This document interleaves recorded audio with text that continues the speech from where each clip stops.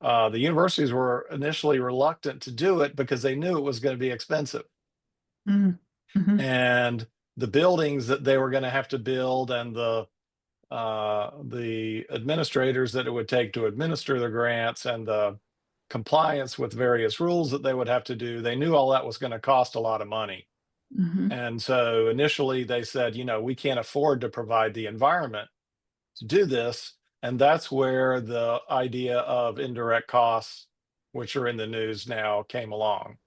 I see. And that began the social contract by which the universities and the federal government shared the costs of setting up the laboratories and providing the support that it would take to fund the research.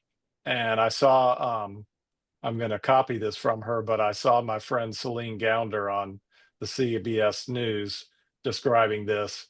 And the way to think of it is if you're cooking, the direct costs are the salaries for the chef Mm. and the flour and the meat and the ingredients. But the indirect costs are the pots and the pans and the stove and the energy that it takes to power it. Right.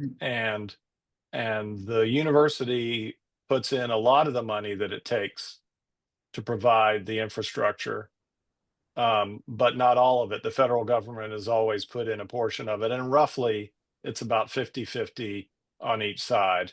And so if you were to pull out the what amounts to 70% of the uh, federal government's contribution, that would be a huge amount of money taken out all at once. And as much as for Carolina, I don't know, I'm sure the Penny Gordon Larson has circulated the number, but it's Uh, north of it's $100 million, I would think. yes.